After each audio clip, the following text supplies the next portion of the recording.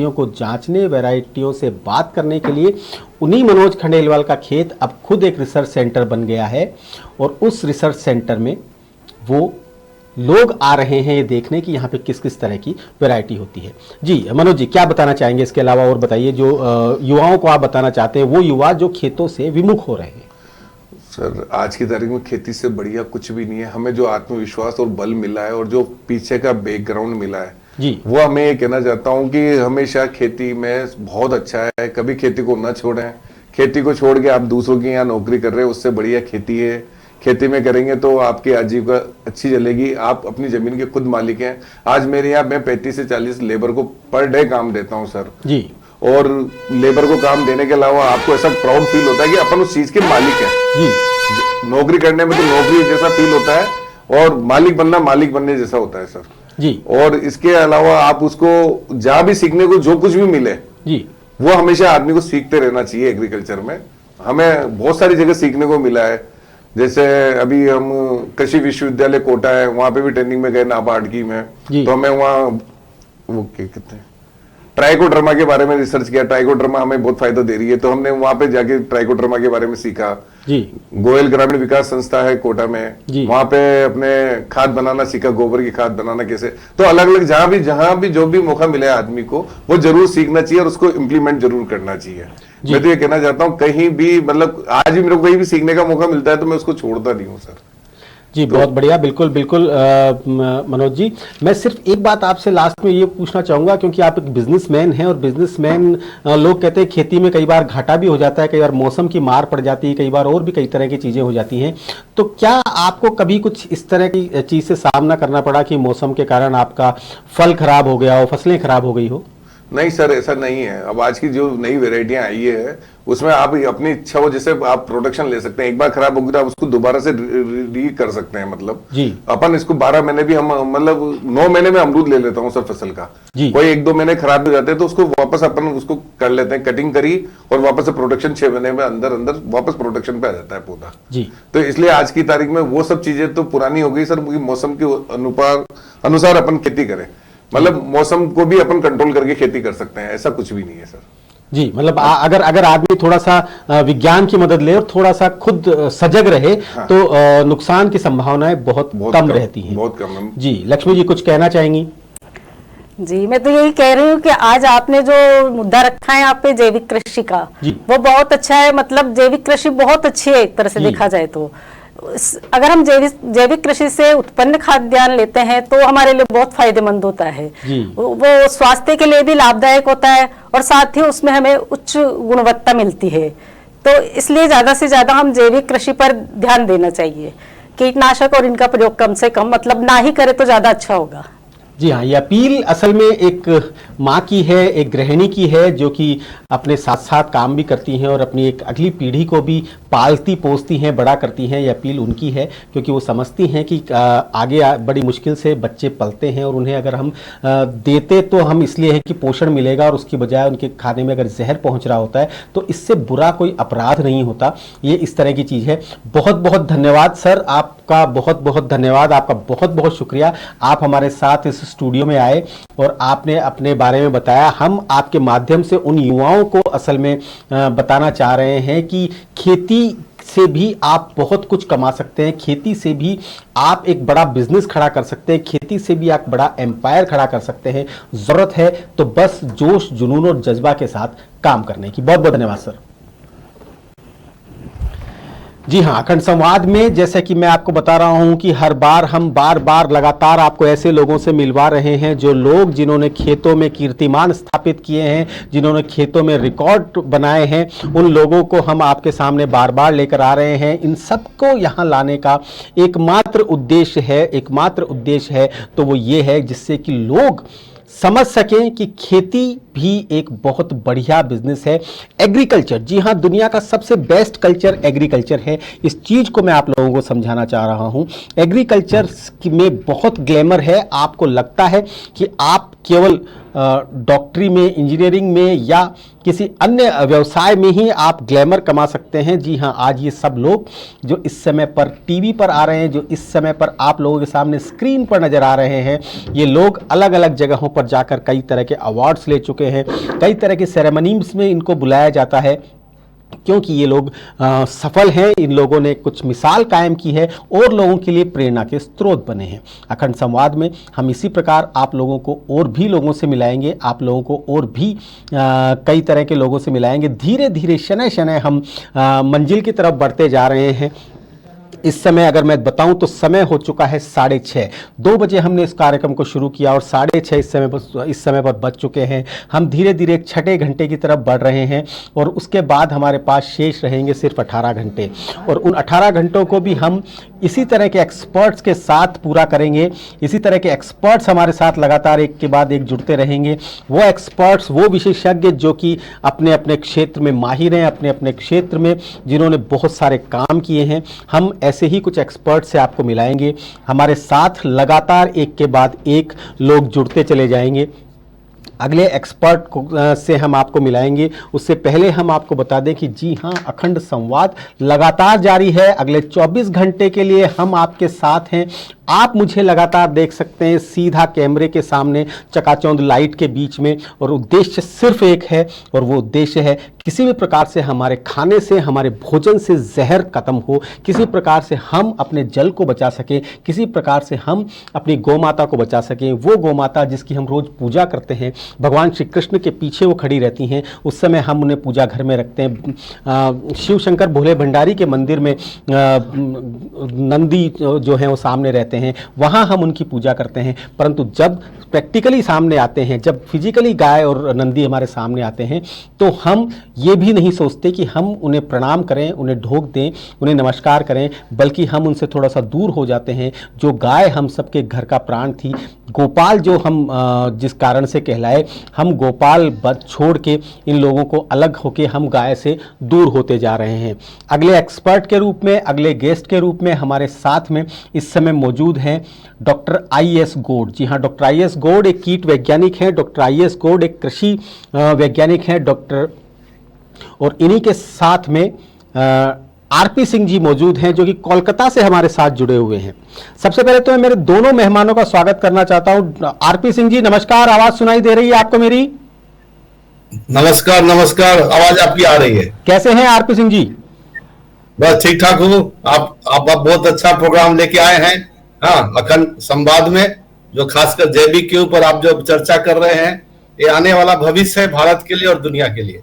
जी जी, हमारे साथ में दूसरे मेहमान के रूप में IAS गौड़ साहब, डॉक्टर IAS गौड़ इस समय मौजूद है जो कि राजस्थान जयपुर से हैं।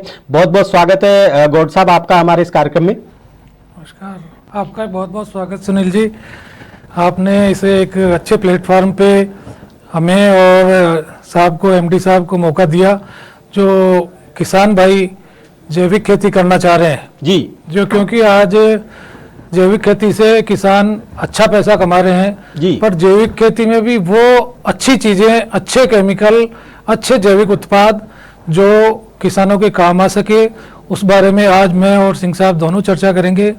मैं एक बात और कहना चाहता हूं कि जैविक अकेली के अलावा जैसे IPM भारत सरकार ने चलाया है ji, integrated pest management ji, तो इंटीग्रेटेड पेस्ट मैनेजमेंट क्या है? Integrated pest management is ecological approach in which utilization of all available resources and techniques to reduce pest population below economic threshold level. Ji, मतलब अकेले ऑर्गेनिक से करेंगे तो किसान पूरे भरपूर काम नहीं कर पाएंगे जी, उसके लिए उनको थोड़ा बहुत केमिकल का सपोर्ट लेना पड़ेगा।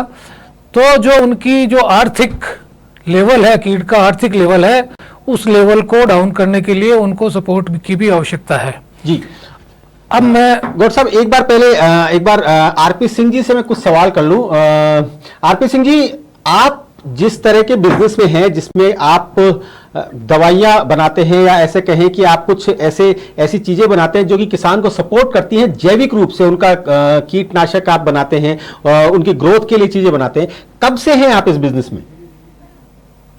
हम लोग ने बिजनेस चालू किया 2011 से जी, और जो जैविक का जो है पेस्टिसाइड में हमारी कंपनी थी और जो संपूर्ण रूप से जो जैविक है, जो भारत सरकार का फर्टिलाइजर कंट्रोल ऑर्डर है जी, उसके मुताबिक हम लोग पिछले 3 साल से 2022 से जी, भारत का जो 6th जनरेशन प्रोडक्ट है दुनिया का जी, उसको बनाना चालू किया।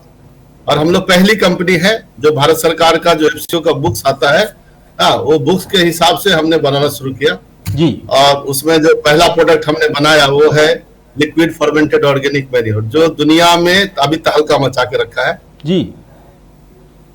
एलबैंड चलवाओ। उसके बाद अभी हम लोग ने रिसेंटली नवंबर 2023 में भारत सरकार ने एक नया प्रोडक्ट लेके आया, bio enrich NPK and zinc, ji, जो 100% केमिकल फर्टिलाइजर को रिप्लेसमेंट करता है।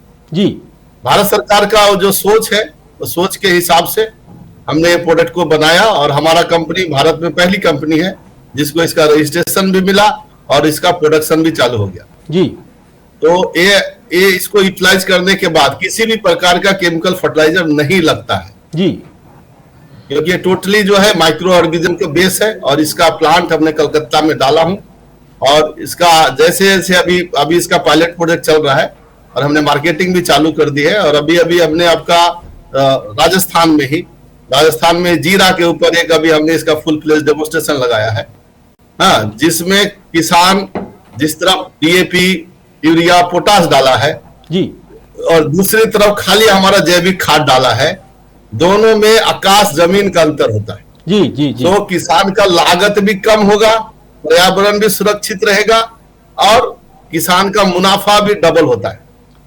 जी। आज आपको इस कार्यक्रम में जोड़ने के पीछे जो हमारा उद्देश्य है वो यही है कि अक्सर किसान भाई जब हम उनसे बात करते हैं जैविक की, या अक्सर जब हम लोगों से मिलते हैं तो वो यही कहते हैं कि जैविक जो खेती है उसमें कीटाणुओं से या किसी भी तरह के कीट जो होते हैं उन कीट से बचने के लिए हमारे पास में दवाइयां उपलब्ध नहीं है और इस कारण से हम जैविक पूरी तरीके से नहीं कर पाते। परंतु जिस तरह से आप बता रहे हैं गौड साहब, जिस तरह से आरपी सिंह जी ने बताया कि अभी बहुत सारी दवाइयां ऐसी मौजूद हैं जो कि आप जैविक रूप से उन्हें काम में लेकर कीटनाशक का प्रयोग कर सकते हैं, कीटनाशक के रूप में प्रयोग कर सकते हैं। क्या कहना चाहेंगे? हाँ, उसमें सर मैं यही कहना चाह रहा हूँ, जैसे अभी डॉक्टर साहब ने बताया ऑर्गेनिक का जो करते हैं उसमें अभी हमने एक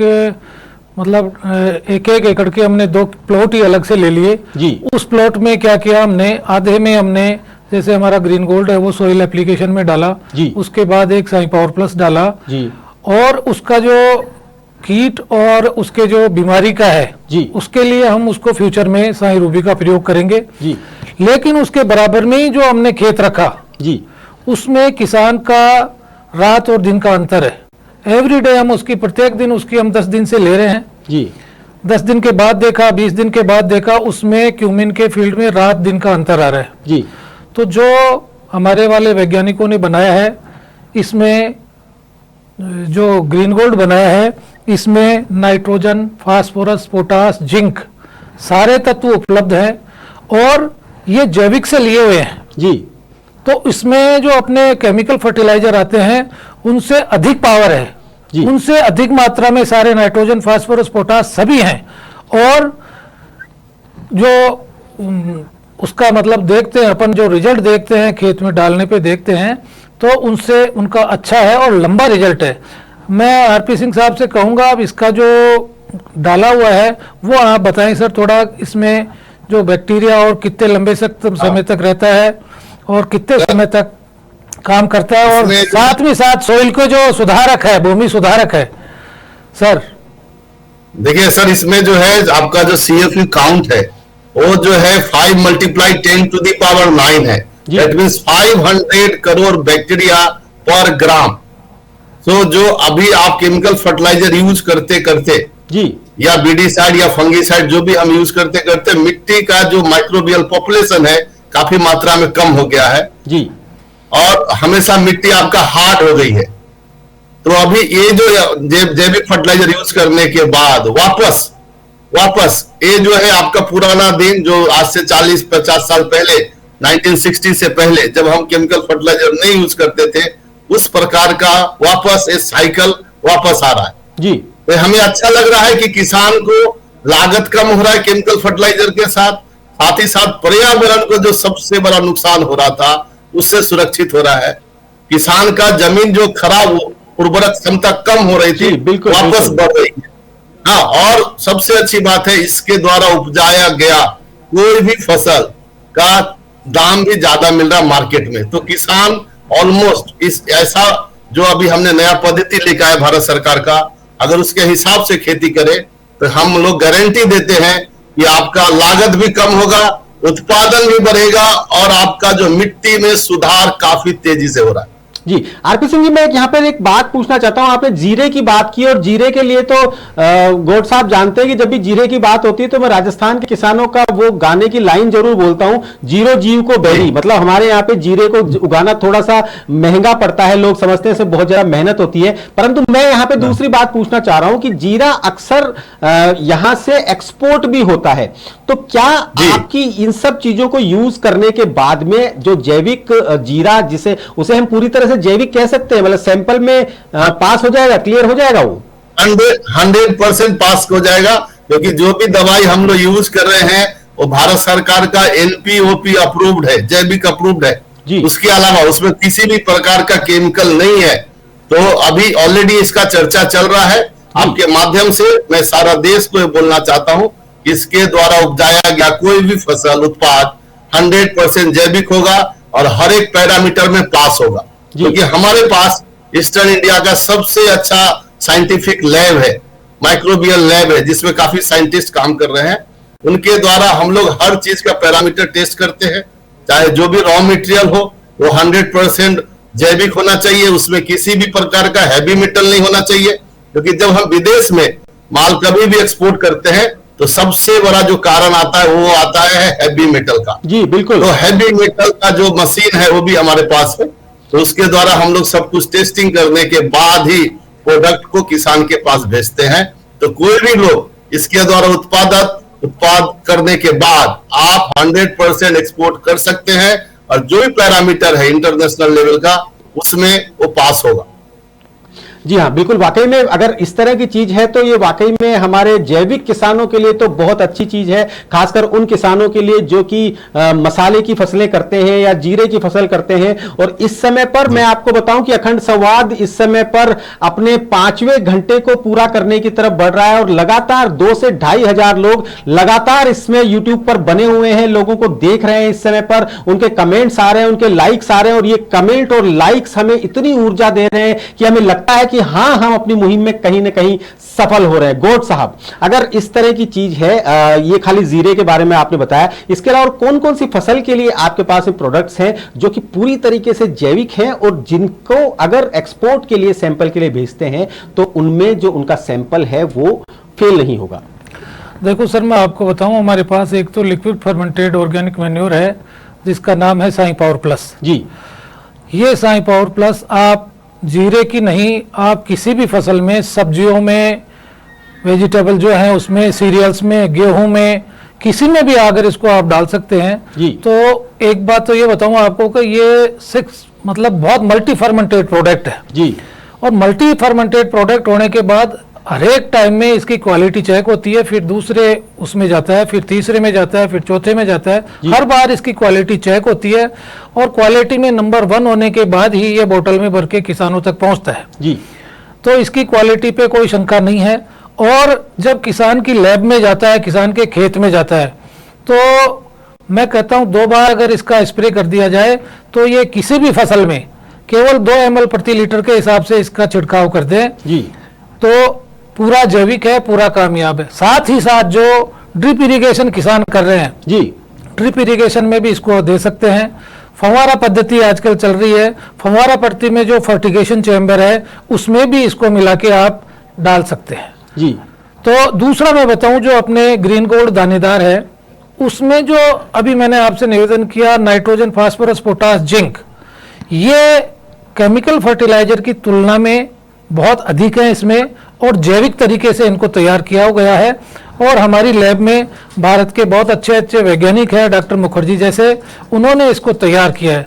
और हमने इसका एक्सपेरिमेंट, अभी साहब ने बताया, हमने इसका बिल्कुल 2 ऑर्गेनिक खेत हमने पूरे ले लिए और आपके माध्यम से उनमें हमने साई पावर प्लस डलाया है, ग्रीन गोल्ड डलाया है, और अगर कोई फंगस की बीमारी आ जाए तो हमारे पास साई फंगी नाम की एक दवा है, उससे हम फंगस को कंट्रोल कर सकते हैं।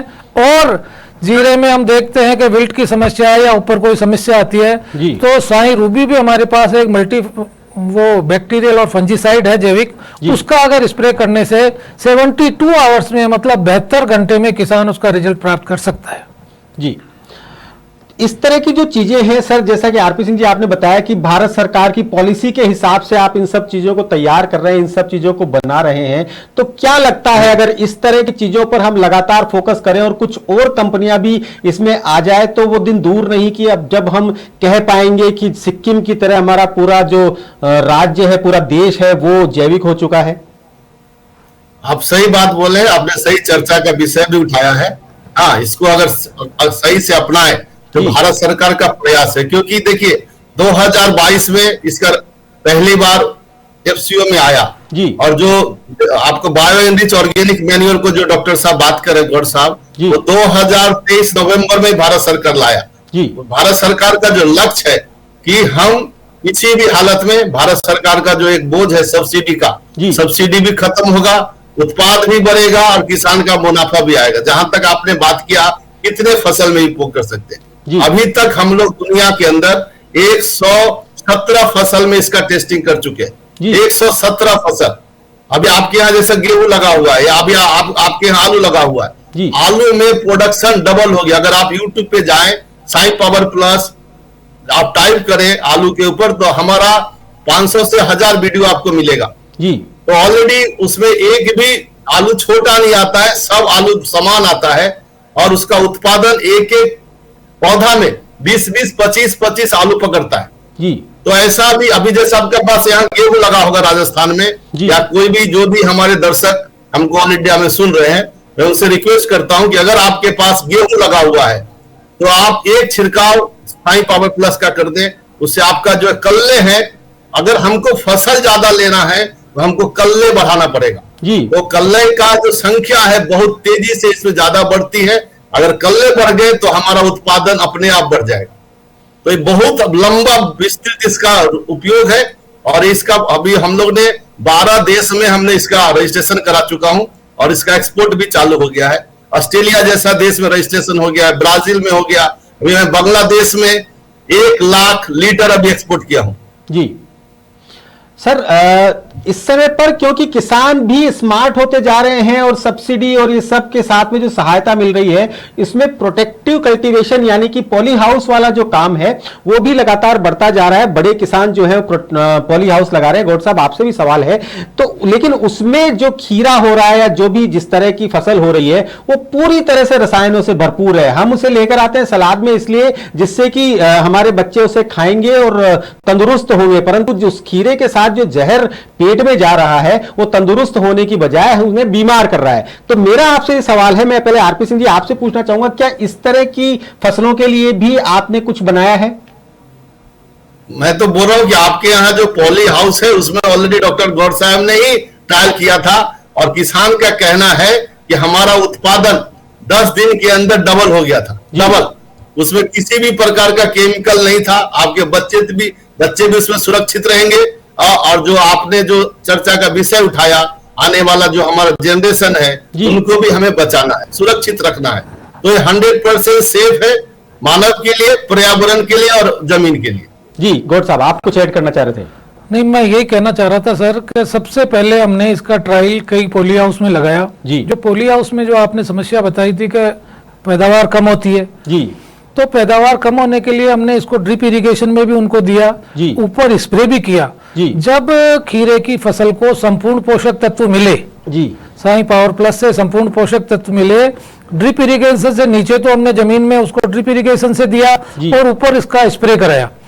स्प्रे कराने के बावजूद उसकी फूलों की संख्या में वृद्धि हुई, फलों की संख्या में वृद्धि हुई और जो साइज थी खीरे की उसकी संख्या में जो टेढ़े हो रहे थे, क्योंकि उनको कंप्लीट न्यूट्रिशन नहीं मिल रहा था, पूरा उनको भोजन नहीं मिल रहा था, इसलिए जब वो जो टेढ़े हो रहे थे वो टेढ़ा मेढ़ा उसमें पोलिया उसमें कोई भी नहीं हुआ और बिल्कुल लंबे और घने। और साई पावर प्लस पे तो हम ये कह रहे हैं कि 50 से 70% किसान की पैदावार में वृद्धि होगी। किसान काम में लेवे, इसको निसंकोच काम में लेवे और जैविक तरीके से जो है वो काम में लेवे। जी हाँ, बात हुई अनाजों की, हुई बात सब्जी की हुई। अब मैं बात करता हूं सीधे बागवानी हॉर्टिकल्चर पे, क्योंकि जो सबसे ज्यादा जहर जिसके साथ अंदर जा रहा है वो फल है, जो शरीर में जा रहा है वो फल है। उनके लिए आपने क्या सोचा हुआ है, या उनके लिए भी सेम इसी तरह की दवाइयां हैं, या कुछ अलग आपने उसके लिए कुछ किया हुआ है? नहीं, सेम ही दवाई है डॉक्टर साहब, दिनेश जी, सेम ही दवाई है। और आपको मैं जानकारी दे दूं कि जो किसान आम का एक्सपोर्ट करते हैं, जो आपका जो अल्फेंसो है या आपको जो महाराष्ट्र में रत्नागिरी में, उसका ऊपर भी कल हमने ट्रायल लगवाया है और उसमें सर्टिफिकेशन भी दिया हूं।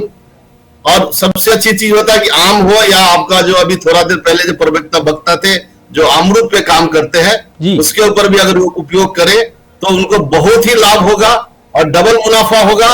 और जो आम हो या लीची हो या आपका अमरूद हो जो एक्सपोर्ट करना चाहते हैं, ऐसे बाड़मेर साइड में गौड़ साहब अनार की खेती बहुत ज्यादा हो रही है। थार अनार में भी इसका उपाय ऑलरेडी हुआ है। डॉक्टर साहब थोड़ा बता दीजिए। अनार में भी हुआ है, महाराष्ट्र में भी हुआ है, राजस्थान में भी चल रहा है जी। इसमें महाराष्ट्र में साहब हमारी टीम काम कर रही है जी। महाराष्ट्र में साई पावर प्लस का, साई फंगी वायरस का, साई रूबी का जी, तीनों का काम चल रहा है। जैसे अनार पे कई बार दाग धब्बे हो जाते हैं जी, फिर वो केमिकल की शरण में चले जाता है कि इसको केमिकल ले जी। लेकिन जो हमने साई रूबी नाम की हमारे वैज्ञानिकों ने एक दवाई बनाई है जी, जो बहुत ही बढ़िया दवाई है और 72 घंटे में उसका इतना रिजल्ट बाग में साफ दिखता है। उसको 1 ml प्रति लीटर के हिसाब से जब अनार में कराया जाएगा तो जो उसके ऊपर दाग धब्बे हैं, जो ब्लैक डॉट आ जाते हैं और ठेठ अंदर तक चले जाते हैं, उससे अनार का फल खराब हो जाता है, वो बिल्कुल कतई खराब नहीं हुए और बिल्कुल उसका फल साफ रहता है। अगर 2 बार उसका स्प्रे कर दे तो जो उसकी बीमारी है वो भी चले जाएगी और जैविक तरह से चले जाएगी और खाने वाले को उसका कोई नुकसान नहीं होगा जी। अनार के फल छोटे रह जाते हैं तो उसमें मैं फिर कहता हूँ भाई ड्रिप इरिगेशन से आप उसमें साई पावर प्लस दो, साई पावर प्लस का ऊपर स्प्रे करो ताकि जो उनकी क्षमता है, अब एक एक पौधे पे अनार 100-150 किसान भाई लेना चाहता है, लेकिन उसको न्यूट्रिशन उसको पूरा देना पड़ेगा जी। उसको नीचे से ड्रिप इरिगेशन से भी देना पड़ेगा, उस पर स्प्रे भी देना पड़ेगा। तो मैं कहता हूं जैविक में जो साई पावर प्लस है उसका कोई मुकाबला नहीं है। किसान भाई सब्जियों में, फलों में, अनार में, सीरियल्स क्रॉप में, किसी में भी इसको काम में ले सकते हैं और न ये खाने वाले के लिए कोई रोग बीमारी का घर है। साथ ही साथ मैं कहता हूँ जो साई रूबी हमारे वैज्ञानिकों ने एक नई बनाई है जी, उसको तो अगर ट्रांसपोर्ट में करते हैं, फलों को जब ट्रांसपोर्ट में करते हैं, चाहे वो आम हो, अमरूद हो, अनार हो या अपनी सब्जियां हो, तो ट्रांसपोर्ट में भी उसके समझ लो 72 आवर्स से ज्यादा उनकी सेफ्टी रहती है। एज सच वो सुरक्षित रहते हैं और किसान को, खाने वाले को और जो कंजप्शन है और जो बेचने वाला है, दोनों को उसमें बहुत मुनाफा है, क्योंकि लंबे समय तक वो उसी बिना चमकदार और उसकी ड्यूरेबिलिटी बढ़ रही है जी। एक सर आरपी सिंह जी, एक और बहुत बड़ी समस्या यह है कि चलिए उग भी गया, प्रोडक्शन भी हो गया और पेड़ से तोड़ भी लिया गया, परंतु उसके बाद आम की बात में स्पेशल करूं तो आम को पकाने के लिए जिस प्रकार से कैल्शियम कार्बाइड का या अन्य केमिकल का प्रयोग किया जा सकता है, उससे छुटकारा कैसे मिल सकता है? ये थोड़ा सा अलग प्रश्न है। ये प्रश्न आपका अलग है। जो आम पकाने का तो अभी हमारा अनुसंधान चल रहा है, लेकिन आपको आम तोड़ने के बाद जो उसका सेल्फ लाइफ है, सेल्फ लाइफ कम से कम 3 से 5 दिन तक बढ़ जाता है किसी भी सब्जी का। और इसका अभी आपका उपयोग राजस्थान में किया गया था। जो किसान बागवानी करते हैं या फल उगाते हैं, उनको जब ट्रांसपोर्टेशन करना रहता है, फल खराब हो जाता है, बिकता नहीं है। तो अगर साई रूबी का इस्तेमाल 1 ml 1 लीटर 1 ml पानी में मिला के उसके साथ उसको छिड़काव कर दे या उसको डुबा दे तो 4 दिन उसका लाइफ बढ़ जाता है और किसान का मुनाफा ज्यादा हो जाता है उसमें। जी, क्या कहना चाहेंगे गौड़ साहब, आप भी कुछ ऐड कर दीजिए। हाँ, मैं यही कहना चाह रहा था, जैसे सब्जी तोड़ते हैं, फल तोड़ते हैं जी, कोई सी भी सब्जी हो, कोई से भी फल हो, तो अब ये तो है आजकल भारत सरकार में, भारत में खुला है, व्यापार खुला है जी। यहाँ से कलकत्ता के फूल अपने जयपुर में आ रहे हैं, जयपुर की सब्जियां पंजाब जा रही है, हरियाणा जा रही है, महाराष्ट्र का प्याज अपने यहाँ आ रहा है जी। तो उनकी जो शेल्फ लाइफ, इसको कहते हैं टेक्निकल भाषा में, कि जो फल की या सब्जी की एक शेल्फ लाइफ है वो एक लिमिटेड होती है जी। लेकिन उसको हमने चेक किया यहाँ पे, किसान के फूल गोभी थी, पत्ता गोभी थी, काफी हमने सब्जियों में इसको जांच किया। या तो उसके at the time of ripening और तोड़ने से पहले उसका हमने स्प्रे कराया, तो भी उनकी जो शेल्फ लाइफ है वो 4 दिन 5 दिन बढ़ी। कई किसानों को जो मजबूरी थी कि वो सुबह की तोड़ी हुई शाम को ही बेचना चाह रहे थे, उसमें भी हमने ये किया कि उसको आप तुरंत बेचना चाह रहे हो तो उसको 1 ml प्रति लीटर के पानी से शाही रूबी का घोल तैयार करो और उसमें डिप करके वापस निकाल लो। तो उसमें न तो उसमें कोई केमिकल रहा और खाने वाले के लिए भी कोई नहीं है, और उसकी सेल्फ